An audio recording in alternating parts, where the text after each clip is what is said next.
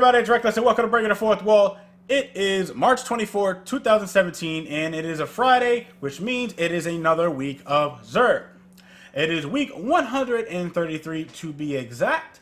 But before we get into the video, if you guys enjoy it, hitting that like button and giving your opinion in the comment section below would be greatly appreciated. So, Xur is located in the tower north by that big old door at the bottom to the right. So let's go see what Xur has in his shadow shop this week. Got a lot of stuff going around here. Xur! What's up, dude? Oh, I would understand. You just don't know. So we are going to start with the Corels first. We have Plasma Drive as well as Stealth Drive for those awesome rare Sparrows. Turn them into legendaries. Then we have your heavy ammo synthesis. Don't worry about this. Then we have your other heavy ammo synthesis. Worry about this. You get 10 strange coins. I'm sorry. You get 10 heavy ammo synths for 3 strange coins, which makes it a better deal than this one. So once again, don't even worry about this one. As for the next thing, we have 3 of coins. You get 5 for 7 strange coins. And then we got your glass needles. You get 3 for 3 strange coins, 3 motes of light, and 1 exotic shard. As for material exchange, you get 1 mote of light for 2 strange coins, and you get 1 exotic shard for 7 strange coins. All my strange coins are on my warlock, so yeah. I rarely put them on my other characters. So, as for the first exotic we will be going over is the ever so worthless Legacy Engram for 31 strange coins. Do not buy this. Do not waste your time. Move on. First actual exotic for armor we will be going over is the ACD/0 feedback fence. This one has a discipline and strength roll. Main perk on this is Wrath Conductors, which, taking damage from a melee attack, deals damage in an area around you. So it does a little bit of AoE damage. Secondary perks on this are Rain Blows, Momentum Transfer, Hand Cannon Loader, as well as Rocket Launcher Loader. Now, this is an okay exotic in PvP. I would not consider it a top tier. There's definitely a lot better exotics out there to use. In my opinion, I probably would go with the Armamentarium or the Twilight Garrison, which is what I've actually been using a lot more than pretty much even the Armamentarium, which is ridiculous. So, doesn't mean that this isn't a good exotic, because it definitely is still a good exotic. I probably would couple this with your Sunbreaker just to get that, AoE damage going on with it. To me, it seems like it works a little bit better with the Sunbreaker. However, it could still work with other subclasses. So, I probably would give this maybe a tier 3 in PvP, maybe even a tier 4. And in PvE, it does a little bit better. So, I probably would give it a tier 2 in PvE. That's just me. But if you guys want this for PvE purposes, I definitely would suggest you get it. Especially when you're going against Thrall, because apparently Thrall just likes coming up to you and just, meleeing you. So, by all means, go ahead, grab it, and yeah, call it a day. If you don't want to grab it anyways and shard it, that way you have it in your inventory. Just in case they change anything, which I highly doubt that they will by the time Destiny 2 releases. The next exotic we'll be going over is the Heart of Praxis Fire for the Warlock. This has a full discipline roll. Main perk on this is Praise the Sun, which further decreases all ability cooldowns while Radiance is active. Greatly increased agility. Secondary perks on this are Auto Rifle Ammo, Sniper Rifle Ammo, Solar Burn Defense, as well as Solar Armor. Now, the Heart of Praxis Fire is definitely one of my top exotics that I would use if the Ophidian aspects wasn't around, as well as the Clouds of Ahamkara. I don't know. I feel those two are better than the Heart of Praxis Fire. However, if you want a pure Radiance build, then this and the Clouds of Ahamkara would definitely be my go-to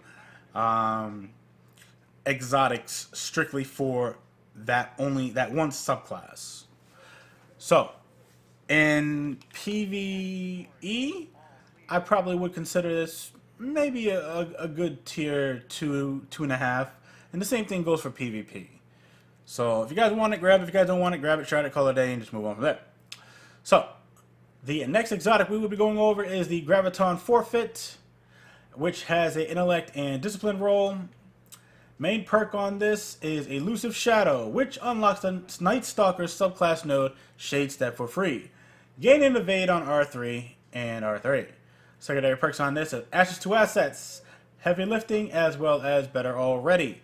Now, this is a great exotic for your Night Stalker subclass, especially since the fact that it has Better Already, as well as Ashes to Assets. Wombo combo with this build on this helmet is amazing. Even though I actually use Seal Ahamkara's Grasps a lot, I will still use my Graviton Forfeit because it is amazing. I can't stress the fact of how amazing this thing is. 45, 41, which is this one? The one I have is a little bit better. But, yeah, if you guys don't have the Seal Ahamkara's Grasps, because you don't do the whole Wombo combo thing, then I definitely would suggest getting this Graviton Forfeit, because it is a great exotic perk. You get Shade Step for free, so if you get Shade Step for free, then you would take off Shade Step and actually use Keen Scout over Predator, because I feel Keen Scout's a lot better. But it's definitely a go-to buy, especially since it does have Better Already as well as Ashes to Assets. If you can find any helmet in this game, I would prefer it to have these two perks coincide with each other, 100%. So, with that said, this exotic definitely is at least a 1.5 to tier 2 in PvP as well as PvE.